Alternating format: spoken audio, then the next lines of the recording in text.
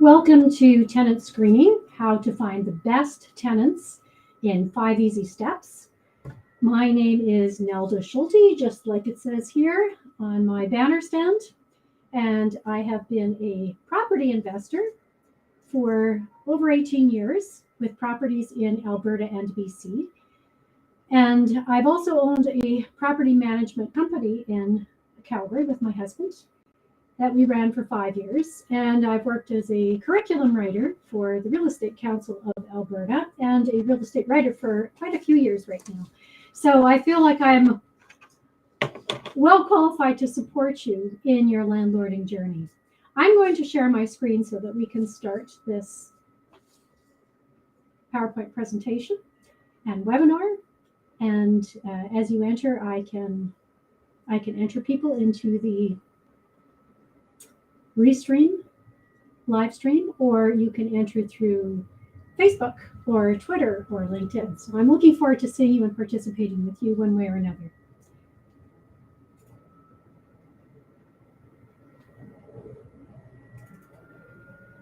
I'm just going to share my screen in about 2 shakes.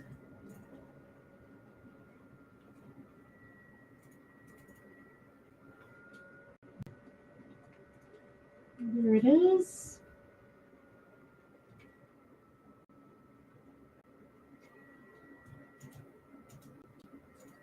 So as mentioned, my name is Nelda Schulte, and I got into helping people with landlording because back when I was working as a music teacher, which is my first career, and I started with a low income and a big student loan, I just didn't think it was possible for me to ever own a house, let alone a rental investment. But I didn't let that stop me. So I started attending investment seminars where I learned about house hacking or buying a house with a suite and renting out either rooms or a suite with 2 roommates to help pay the mortgage. And all of a sudden I thought, hey, I can do this. I can figure it out. I can buy a house and I can have the house paid for while I'm living in it. But once I had the house, I realized that I had to get a tenant, otherwise it wasn't going to be profitable. And that became a whole other learning curve that I was completely unprepared for. So that's why I want to help property investors and property landlords who are self-managing bypass some of the landmines that I stepped in. Because let's face it, mistakes you make in real estate cost thousands of dollars and they can have legal consequences. And I want to help you avoid as many financial and emotional pain points as possible. So if you're wondering what qualifies me to teach this course, as mentioned a little bit earlier, I'm a property investor for 18 years. I have properties, my husband and I have properties in Alberta and BC. And for 5 years, my husband and I co-ran a residential Alberta property management business. And I also worked for the Real Estate Council of Alberta, or RECA, as a curriculum writer for all of the legislated real estate courses that real estate professionals have to take in Alberta in order to practice. I also currently run neldaschulte.com, which is an online business that supports residential property investors who want to self-manage. And it supports people with articles, videos, courses, interviews with industry experts. We just did one a couple nights ago with Don Gray of Edmonton Eviction Services. And I also do mentoring. And you can find all those services and information about me on my website, www.neldaschulte.com. I also have a Facebook group. Whoops. I think I have to go forward. My Facebook group is called the Real Estate Investment Resource Network. I'm going to change it to neldaschulte.com probably within the next couple of days. And that's for Alberta landlords, but it also has a lot of generic information for landlords in general that can help you in your landlord journey. So who is this course for? Who should be here? Well, whether you have no experience, or you have some experience, or you have lots of experience, this is the right webinar for you right now because everyone is welcome. Whether you're completely new to being a landlord, this webinar will give you a solid foundation of what to do when you're screening a tenant. If you have some experience, but maybe you're not 100% happy with your results, this webinar can help you course correct and get back on track to find really good tenants. Or if you're really experienced and you've been having some results that you like, maybe mixed results, or you've got great results and you just want to learn some new tips and tricks. I nearly got myself into trouble there. Then this webinar is for you. So what are we going to learn today? We're going to learn how to advertise, how to pre-screen tenants, how to process an application form and what you should have in your application form. We're going to talk about reference checks, how to verify them, how to validate them, and what kinds of questions to ask them once you have them. And we're also going to talk about the all-important credit check. And if you stay to the very end, I have a very special offer to share with you today, and it's just for today. So stick around, and you've got something good coming your way.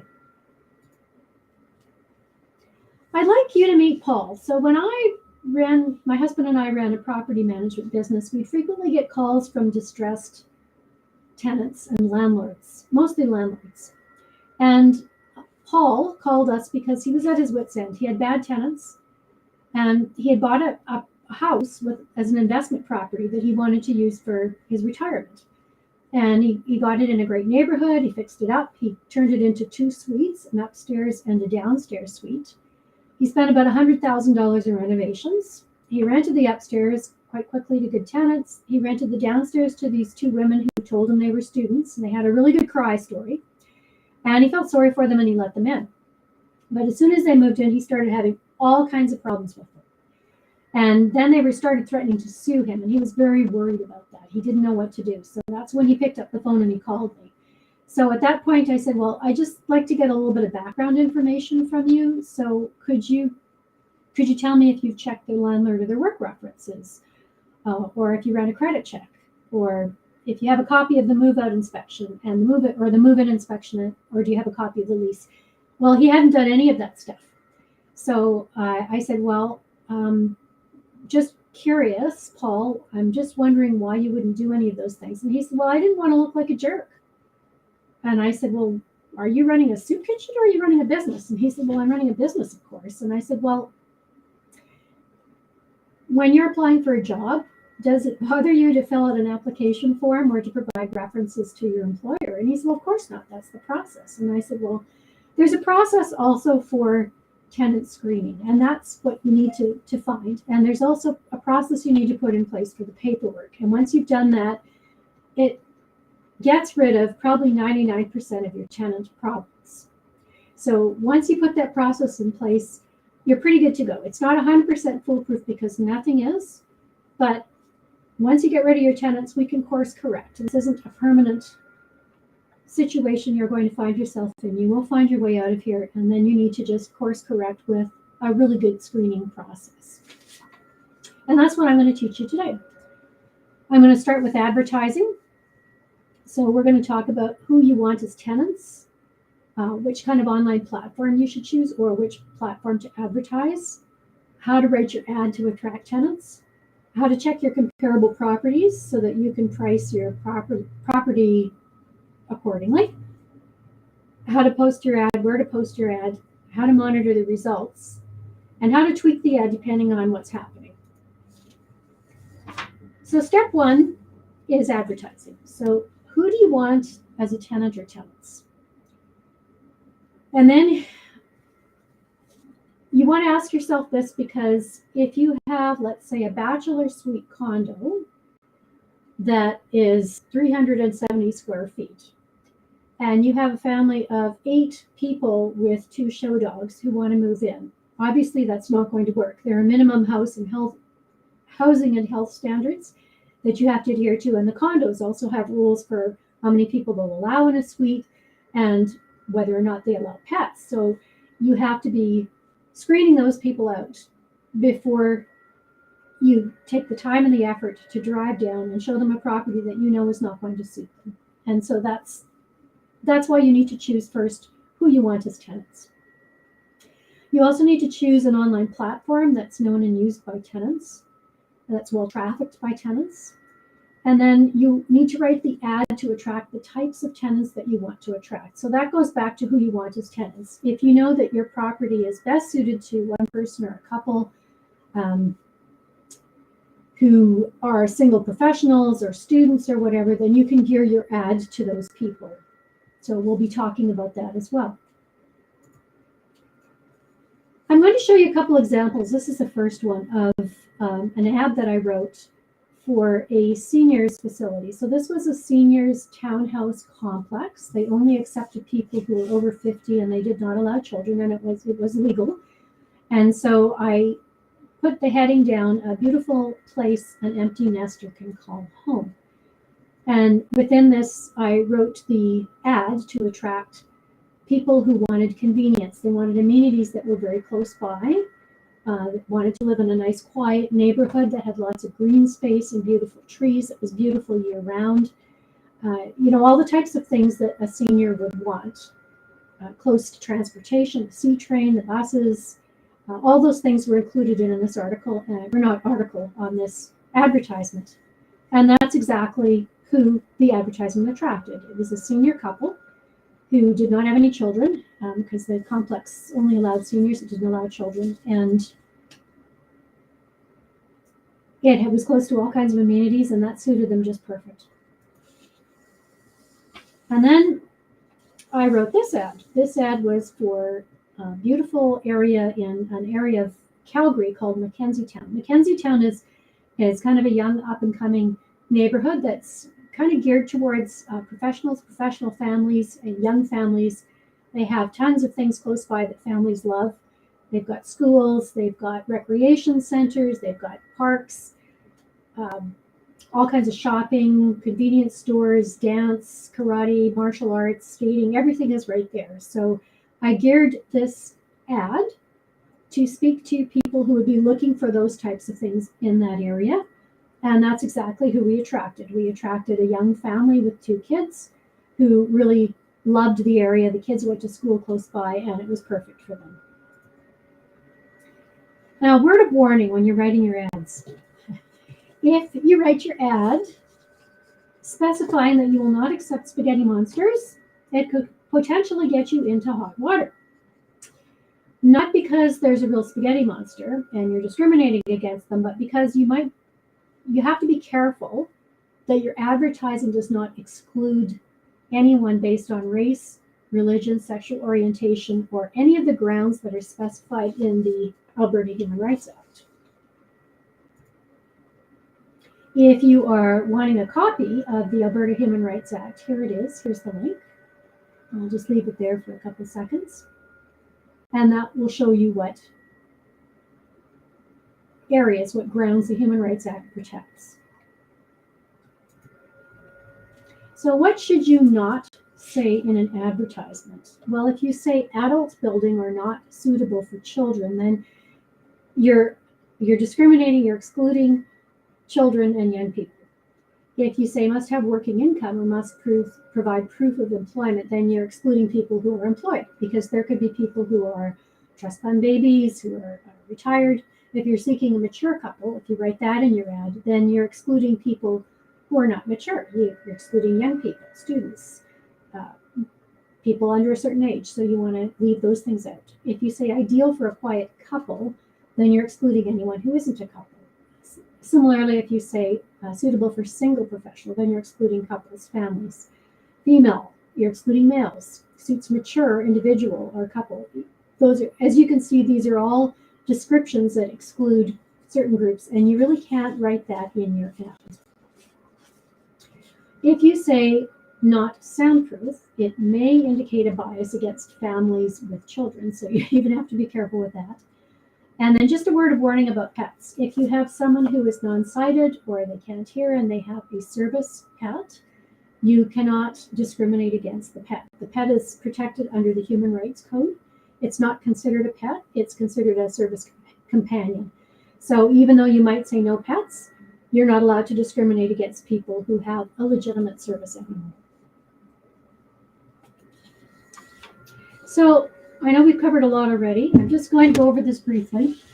We talked about who you want as tenants, like who actually fits into your property and into that neighborhood. What does that neighborhood and that property attract? What legally can you how many people can you legally have in the property? what does a condo allow? What does your house allow? What are the space requirements that are allowable? We've talked about how to attract them with your ad. So how to gear your ad when in the body, talking about the amenities or the features and the benefits of the property that will attract the kind of person that you know would be comfortable living in your property. And then we've also talked about what not to say so that you're not violating any human rights codes. We're going to talk a little bit now about calculating the right rental price, because this one trips a lot of landlords up. We've had landlords who have a really nice property that they've lived in and now they're moving out. They've gotten a job elsewhere or they got a transfer and they want to rent out their beloved house. And they think, well, it should be worth X amount of dollars because I think it's a great house. Well, it might be, but you need to check comparable properties on other sites just to see what other people are advertising it for, to see if people are willing to pay that. You can charge as much as you like, but if people aren't willing to pay it, you're not going to get a tenant. So we've got a couple sites that I've used in the Calgary area, which is where I live, in Calgary, Alberta, and one of them is Rent Board and the other one is Rent Faster, which is the one I'm displaying here. And Rent Faster, once you log in there, you can check comparables, and I'll show you how. So the first thing you want to do is you want to check what area. So there are filters. On the right-hand side, it says more filters. So you can specify keywords, communities, proximity, and that will take you to the next area where it has more filters for you to fill in. So you're looking at specific ads for pricing, amenities, age, size, etc. And all these different properties are going to pop up and show you what the price and the size and the amenities, and you can scroll through the pictures and get a really good understanding of how your property compares to these rental properties.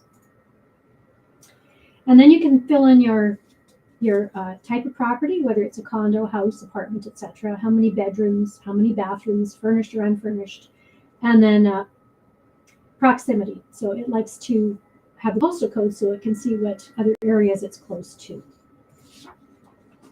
So the filters include the type of property, the number of bedrooms, whether it's furnished or unfurnished, which communities are close by, which community is it in, and then when you're done, you click search. And then there's this really kind of neat little tool in Rent Faster that under Count, and it's called the pricing tool. So once you click on the pricing tool, and it's down here, let's see, 1, 2, 3, 4, 5, 6, under the inbox. Once you click that, you're going to get this really cool little market overview, and that shows you the current listing prices. It shows you historical number of listings, historical average price, and the average days on the market. And you can just run your mouse over top of these different areas and it shows you what the price range is, which is just a great little tool. So the search results will give you the number of rentals, the communities you choose. It'll give you a minimum price. They'll give you a maximum price, and they'll give you an average price. So it's an extremely useful tool. Of course, there are other platforms for comparables. It's not the only one, but this one is a great place to start if you live in the Alberta or Canada area and you want to price your property correctly, and you want to see what the minimum prices are and the average prices. So once your ad is posted, you can view the stats. So let's say it's up and running already. You've got everything filled in. You're all proud of yourself. You posted all your pictures, and then you can take a look at the views. So most of these ads have, like on the lower right-hand corner in blue, they have a view summary. So they'll show you how many people looked today, this week, this month, and in total. And that will give you an indication of how your ad is doing. So what I found is you're going to have one or more of these different scenarios, sometimes all of them during different times when your ad is running. So firstly, you'll either have lots of views, but no calls or emails. You might have low views. You might have tons of calls, tons of showings, and tons of appointments, and everybody wants to rent your property, which is a very happy dilemma indeed. Or you could have lots of appointments, but no applications. So how do we remedy these? So if you have lots of views and no calls, you probably need to drop your price a little bit. So I recommend dropping it about $50 a week. So start with $50, see how your ad does in a week. If you've got tons of calls, showings, and appointments, and you've got all these people wanting to fill in applications, you've got a really happy dilemma. And you should probably raise the price. So you can start raising it by $50 or $100. And then what happens then is you end up with a smaller pool of people who are really serious about renting the property and they can afford it. If you have low views, there are a few things you can do. Sometimes the picture that you placed as a main picture that you think is what people will want to look at first isn't what tenants want to look at first. And I'll give you an example. I was advertising a basement suite in the house I live in, and I thought that the great feature about the house is that it's got this fabulous kitchen. It had a brand new IKEA kitchen. It's got 5 big windows. It doesn't look at all like a basement suite, and the kitchen is fantastic. So I put the picture of the kitchen for the main picture, and I really wasn't getting very many views. So then I switched it to the entrance of our house, which has a nice red door. And when you open it up, there are all these beautiful, colorful wall hangings. And as soon as I did that, my phone started ringing. So I started having people who are really serious about renting the property and wanting to book an appointment. So that's all it took at that point. Other times, you can change the picture by adding a little bit of color to the picture. Like we've done this in the past as well. If you have all these houses that all kind of look the same, they all look good, but they're kind of bland looking. You want your ad to pop when tenants are scrolling through all these different ads. So you can add some color. You can put potted plants, the red pots or red flowers on either side. You could put a bright picture on the entrance wall so that the door is open and have something really bright when they come in, so that bright picture or those bright plants pop when people are looking through all the ads that all look the same, and then they see that one that's got color in it. The other thing you could do is you could drop the price. And then there again, you mentioned you could drop by $50 in the first week and see how that works and see if your phone is starting to ring and people are wanting to book appointments. And then lastly, you have lots of appointments and no applications. And this one, sometimes people are scratching their head about. So I find what's most effective with this is when the people who come to the showings are walking around, you can ask them, you could say, what would it take to make you want to rent this property right now? And they'll tell you. Sometimes people will be very honest, sometimes too honest. We had a property that we were renting in the downtown core, and it was really quite a nice property, but the inside looked a little bit dated. And so we had this exact dilemma. We had lots of appointments, no applications. And we asked people, what would it take for you to pull the trigger? And probably 3 or 4 people said, well, for the same price, I can get a condo in the same area, and I love the area, but I can get something that's newer and more current looking. So I gave that feedback to the owner of the property, and what she ended up doing was she did some painting, she changed the light fixtures, she changed some of the hardware to kind of make the whole place look more current, and she did put new appliances in the kitchen. And after she did that, the place rented within a week. So that advice worked perfectly. That was exactly what the tenants wanted. So my advice there is to go back to the tenants that are seeing the property and say, what would it take to make you pull the trigger? And they'll let you know. You can decide from there. The thing that I wanted to mention about ads is you kind of have to keep tweaking them because advertising results vary from month to month and season to season. Like we had a property that we had originally advertised in November, and it was a beautiful property. It was brand spanking new. It was in mint condition, but it took a couple months to rent because we were renting it in November and December, which is not a great time of year to rent properties. And we had to drop the price several times before it finally rented. We rented that same property in the springtime, and probably within a week after I posted the ad, it was rented. And we rented it at a top price. So watch what's going on seasonally with the ads, with the pricing, with how much inventory is on the market, and you can keep tweaking your ad to kind of fit with what's going on with the current market. And then we need to ask, lastly, where should you advertise? And this varies depending on what region and area you are in. As mentioned before, I live in Calgary, Alberta, Canada, and where I like to advertise is Rent Board and Rent Faster. That's where I find I get the best tenants, the highest quality tenants, and people who are serious about renting a property. I have also advertised at Kijiji, but I didn't get the same results. I didn't get the same quality of tenant. a lot of people have very good success with Kijiji, and a lot of people have really good success on Facebook, on the rental groups or Facebook Marketplace. It really depends on where tenants in your area look for properties. So one way that you can check is just do a Google search for rental properties and see which platforms pop up. Like where do people commonly look? You can also check with landlord and tenant groups and see where people look for properties or where they advertise for properties, and Facebook groups are good with that. In Calgary and Edmonton, there are municipal landlord organizations. Calgary has Calgary Residential Rental Organization. Edmonton has Alberta Residential Landlord Organization, ARLA. And you could phone them and ask them, where do people advertise? Where do landlords advertise for properties? Where do tenants look for properties? And they'll tell you. So those are a few hints on where you can look for properties. I've known people in the States who advertised on Craigslist or Zillow or any number of other platforms, but it's specific to the area that you live in. So you need to figure out, where do tenants in your area look for properties and post there. Back to Paul. As mentioned, Paul's dilemma was not permanent. So, he'd get rid of that tenant and then he could take a look at the tenant screening process. So we've taken a look at advertising and about who you want, and now we're going to get into the screening part of the tenant screening process. And by the way, this is the same screening process that I've used for my properties for 18 years, and I've never had anyone who hasn't paid me. I've never had anyone trash my property. So we also had very good success with our property management business using the screening process. So I'm going to walk you through it right now.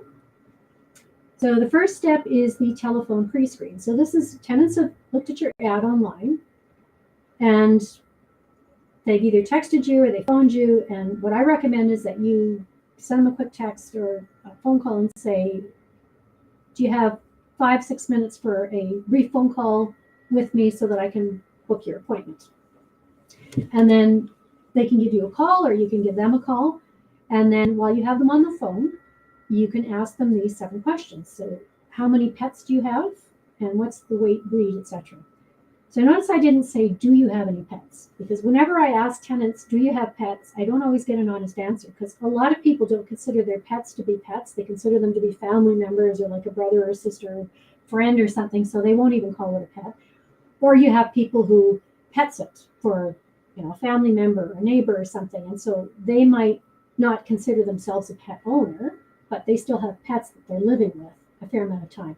So if you ask, how many pets do you have? Then they're more inclined to give you an honest answer. I also like to ask how many people will be occupying this property. And then you'll get a whole range of people. Almost never give me numbers. They always talk about, oh, well, my husband's 2 kids from his first marriage are going to be spending the weekend with us. And then I have my 2 kids with me full time. And then my mother-in-law comes to visit with me. So usually I sit and I write down all the different people that they're talking about. And I know, okay, so that's 5 people who are going to be occupying the property with you. So 6 people in total. You want to make sure you're getting all the information. Then ask, how long of a lease do you want? Because if they want short-term and you want a long-term tenant, that's not going to work. What date would you like to move in? So you need to see if that coincides with the date that your property is available. Would you be able to provide landlord and work references? Because those will be references you will ask for on the application form. Would you be able to give me permission to run a credit check? Because that's something else you'll be asking for. And could you tell me why you're moving out of your current place? And that's a nice tell-in question as well. Sometimes people will give you a whole earful about how they're suing their last 3 landlords, in which case you can find a reason to let them move on. So why am I asking these pre-screening questions? I want to ask these pre-screening questions because I already know how many people can legally live in my property and how many people I'm comfortable living in my property and whether or not the property accepts pets, etc. So I need to only schedule showings for people who fit the criteria. You don't want to waste your time driving down, doing the showings, waiting around for people if you know that they are not going to be suitable tenants for your property. So screen them out on the phone call. And then once you've discovered that these people are indeed good and you want to see them and give them a showing, then send them a text tenant appointment that shows the time and the date and the location. And then also tell them that they need to text you or phone you 1 hour prior to their appointment to confirm that they're coming. And if they don't text or they don't call, then you're not coming. And be very firm on that. Because you don't want to drive down for people who are going to be no-shows. That's really annoying and demoralizing, and you don't need to go through that. Then when you're actually in the showing with the tenants who texted you 1 hour prior and followed instructions really well, then you're asking them pretty much the same questions that you asked them during your pre-screen on the phone. And you're just listening. You're just checking for consistency. You're getting a feel for who they are. You're getting a feel for, are they telling you the same things they told you over the phone? That's still a big part of the interview, to see if this is somebody that you want in your property who'd be suitable and who you would be comfortable working with for a long-term relationship if it's a long-term tenancy. And if they are interested and you like them and they want to fill out an application form, then you will give them an application form. And on your application form, it should include their full legal name, their current address, their current work and personal phone numbers, their date of birth, a 1 to 5 year work history if they have it, 1 to 5 year residence history if they have it, 3 work and or landlord references, or as many as they have, and permission to run a credit check. And I will mention that you do have to have permission to run a credit check. You need a form with a signature and a date on it that indicates that they have given you permission to run a credit check on them. More on that later. On your application, you're also going to be asking for verification of identification. And it's very standard practice for application forms to request picture ID, so a driver's license, government issued ID like a driver's license, and or a passport, but it has to be government issued ID with their photo and their information. You can also ask for documentation from work, for instance, a recent pay stub, and it needs to be a 30-day pay stub.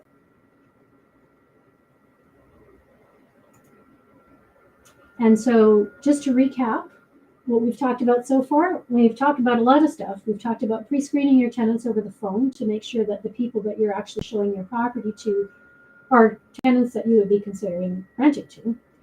We mentioned what to do during the showing and also what to have in your application form when the tenants choose to move forward with their application. So step 4 is the credit check. And I like to run this before I run landlord or work references. And I do that because if the person can afford your property and they have good credit, then I will proceed with the rest of the application. If their credit rating is horrible and they've got a history of not paying their bills or collections or liens, I know I am not going to rent to them, because rent is just another bill. And if they don't pay their bills on time and they don't place a value on paying their bills on time, they're not going to pay you either. So let them move on. And if their credit rating is good, and I'll tell you what a good credit rating is, then you move on with the landlord and the work references. So what is a good credit rating? Credit reports will show you a numeric value, so 1 to 1,000. 1 is horrible, horrible credit rating. 1,000 is fabulously fantastic. So the minimum credit score that most landlord credit bureaus recommend is 600. So a numeric score of 600. So usually what a credit score of 600 means is that they pay their bills on time every month. They might have a little bit of a high debt load, a lot of people do, but they have no trouble paying their bills on time every month. So that's really good. Anything above 600 is excellent. That means they've got lots of extra money, they don't have debts, and they pay their bills on time every month, and they're good as gold. If their credit score is below 600, or there are liens or collections, you want to stay away from them. Because, as mentioned before, if they don't place a value on paying their bills, they're not going to pay the rent either. And then just a reminder, You do have to ask permission to run a credit check. I would not accept a credit check that a tenant runs on their own, because you don't. It's easy to forge credit checks, and it's also easy to forge pay documents and all kinds of things. So if you're running a credit check yourself, you know that what you got is the right version of the credit check. So I would run it myself, and I would give them a form to run a credit check. More on that later. By the way, if you stick around to the end, you get a credit permission to run a credit check form will be included and is one of the things that you can have for free. And now we're on step 5. So assuming that their credit check was good, they had 600 or above, you can move forward with their reference checks and their landlord and work references. And one thing I didn't mention about credit checks, bankruptcies I view very differently than a history of bad credit. Bankruptcies can happen to anybody. Someone's business can go under. During the pandemic, lots of people's businesses went under. That wasn't because they were bad people or they did anything wrong. It's just, it happened, right? The same thing, anybody can experience health issues that prevent them from working. People have deaths in a family or divorce. They get off the rails somehow. They have trouble getting back on. And as long as people can prove that their bankruptcy is discharged and that they have made progress in establishing good credit again, and you can get a form from a bank manager that shows that their account is in good standing, then I wouldn't have a problem renting to somebody who had filed for bankruptcy, because we've had a number of tenants who did, and they were excellent tenants. But they have to jump through a few hoops first in order for you to approve them. So once you've done that, then you're ready to move on to the reference checks. So how many reference checks should you have? Well, you should have 1 to 3 landlord references and 1 to 3 work references. And what I always do with references and with tenants is I run social media checks on everybody. I run social media checks on tenants. I run Google searches on all the references. And I want to see what comes up. So once you run social media checks, all kinds of things will come up, like LinkedIn profiles, where you can verify their employment history, news articles, items, all kinds of stuff will come up that is well worth your while to find out before you get somebody into your property.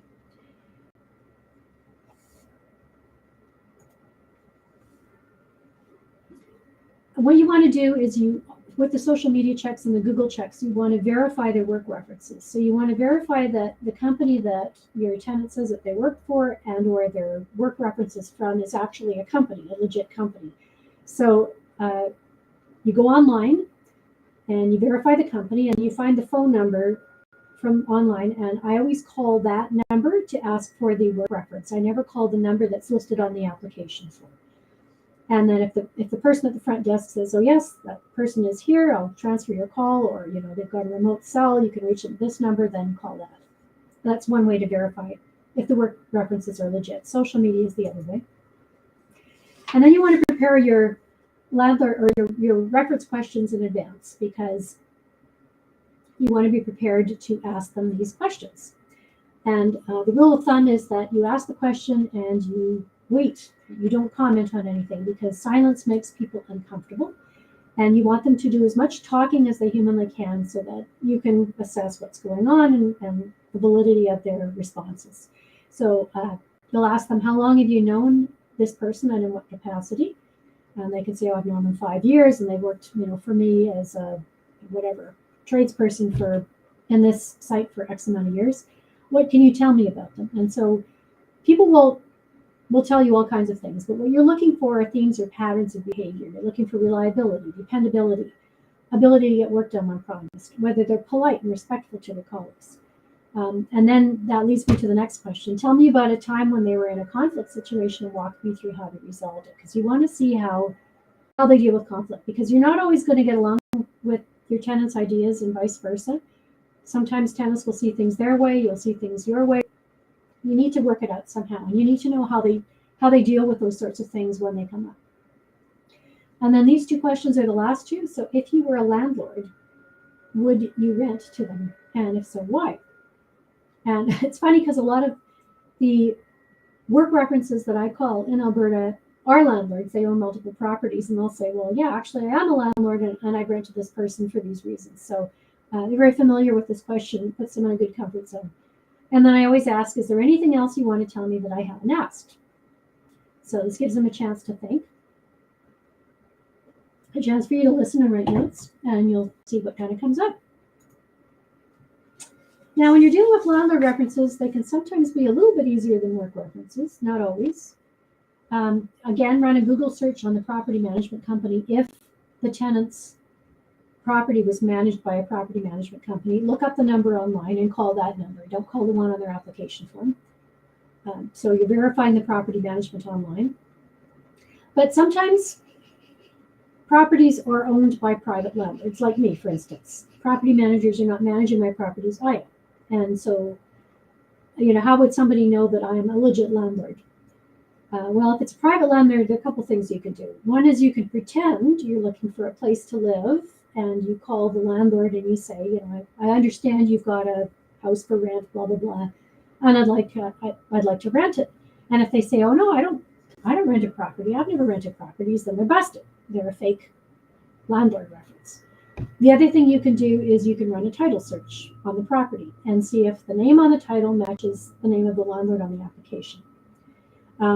That's usually pretty accurate. It's not always 100% accurate because sometimes titles change names or transferred. So, but it is a good way to go. And between the two of them, you can usually get a good feel for the landlord. Well, between that and also social media, you can also check the landlord's identity on social media and see if it turns out. And then you have landlord questions that you want to ask. And so those landlord questions are, could you please verify the name and the address of where Jane Tenant rented from you? And if they can rattle it off really easily, then great. If they're stumbling, they don't remember, or they're trying to make up an address, then take note, because that's not a good sign. How long did they rent from you? What dates did they rent for you? I mean, they should be able to rattle those things off fairly easily if the tenant is recent. Did they pay their rent on time every month? That's a good question. Because sometimes people pay their rent, but it's not on time and it's not every month. Did you receive any complaints? And by the way, if you register your tenant through Landlord Lobby, if you register for Landlord Lobby, you can register tenant payments on that site, and then those are attached to their credit rating. So if you have good tenants who want to keep building up their credit, that's excellent for them. If you have tenants who are skipping out on the rent, prior to the last couple of years, tenants could do that and it didn't affect their credit rating, but it does now. So that's why it's a good reason to go onto Landlord Lobby and register your tenants and your properties. And you can check Canada-wide with tenants with their database there. So it's excellent. Did you receive any complaints? Did they damage the property? Did they have any pets? Did they bring in any unregistered guests? And were they polite and respectful to you and the neighbors throughout the tenancy? So these are all good questions to ask, and they will bring up some very telling answers. And if I find with good references, people can usually spill information fairly quickly. If it's somebody that is not a great tenant, and the landlord doesn't want to shoot themselves in the foot or be seen as being harsh, or they're afraid of getting sued, they're going to be very cautious with their answers. So pay attention to how they respond, not just to the responses, but how they respond. And that's very telling as well. So why don't I use personal references? Well, I don't find that they're very reliable, because if people are listing a personal reference, they're going to list a family friend, a neighbor, relative, priest. I mean, are any of those people going to give someone a bad reference? No. I mean, would your friends give you a bad reference? My friends would certainly give me great references, but mine are true. But I find that personal references are not reliable, so I always go with work references and with tenant references. Also, work references are more apt to give you an honest answer, because they're not only representing themselves, they're representing the company, and they know that their employee is representing the company too. So they're kind of bound to err more on the side of caution and on providing honesty. So what does your information tell you about the tenant? We've now gotten a lot of information from the tenant. We've done a pre-screening where we asked them questions. We met them in person where we asked them the same questions and let them talk about any and everything and, paid attention. You've seen how they've acted towards you during the application process, and that's very telling because, people are polite and respectful and they're okay jumping through all the hoops that you ask them to jump through. That's great because they're probably in a stressful situation, and if they're polite and respectful when they're stressed out, great. If they're throwing all kinds of attitude and they don't want to do it, and it's like pulling teeth to get information and they're rude to you, let them go. You don't need those people. You've also seen their credit score, so you know what their spending habits are and their paying habits. You've talked to their employers, you've talked to their landlords, and you check their social media profiles. So what's your impression of the tenant? Like, do you have a good picture of them? Do you want to work with them? Is this somebody you want in your property? Oh, and by the way, one thing I forgot to mention about credit, and that is the person's rent shouldn't be more than a third of their bills. So if I've had tenants who had a job and had a good history of payment, but their rent was $2,000 and their total expenses, their phone bill, their car payments, their student loans were like $1,950. So they had $50 leeway. So that was way too high. So I did not accept those people because if they have an emergency, then they're not going to be able to pay the rent. So you've got all this information. You've got the pre-screening questions. You've met them in person. You've seen how they've acted towards you. You've got their credit score. You've talked to their employers and their landlords, and you've checked their social media profiles. Now you can make an informed decision about whether or not to accept them into your property. So here's the process. Once again, there's advertising. There are the pre-screening questions. There's the application. There's a credit check. And then there's verifying the references. So I frequently get asked when I tell new landlords about this process, holy cow, Nelda, won't that process scare off the tenants? And my answer is no. Tenants are happy to follow the process. Tenants are happy to follow the process.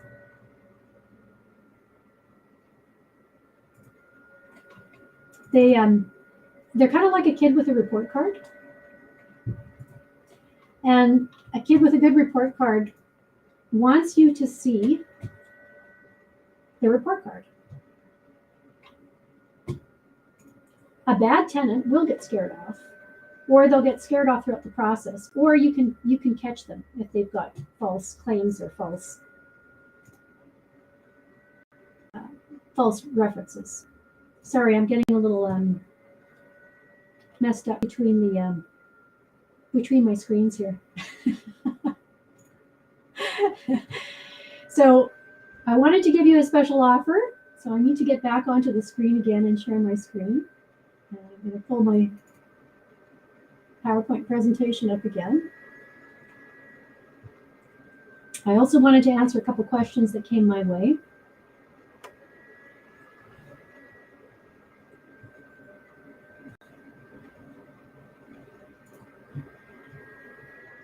Okay.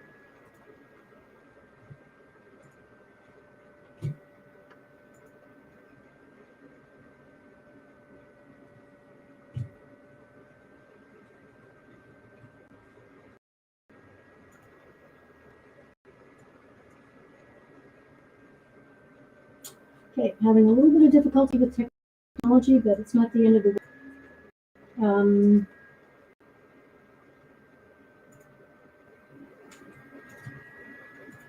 Okay, so my special offer is I have 3 editable documents for you. They are a credit check authorization, 10 work reference questions, and a fillable application form. And if you want them, you can email me at nelda@neldaschulte.com and I'll email them your way. And if you like this webinar, it's available in a very detailed step-by-step version called Find the Best Tenants, and it's on my website, which is www.neldaschulte.com. So I'm going to end the show.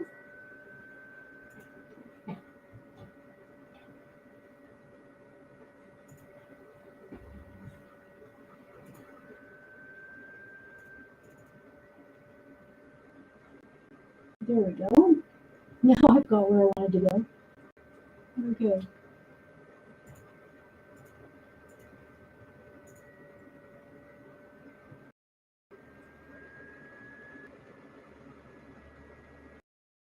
So here we go.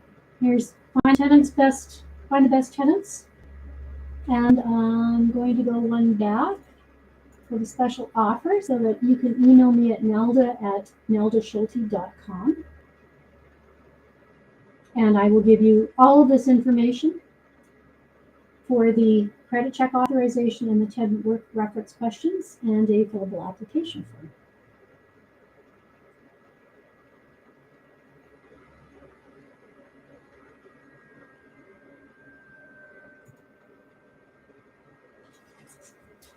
There were a couple questions that I wanted to answer that kind of came up.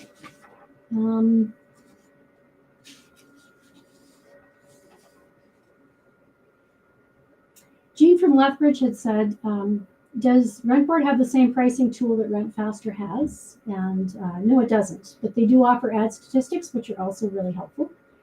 And then we've got another question asking is, if I price my ad at $2,000 this week and then raise the price in 2 weeks, is that allowable? Yes, it is. You can raise the price of your ad, of your property in a couple weeks, but once people have actually signed a form at a certain price, then you can't change the price. So, I mean, signed your lease at a certain price, you can't change the price.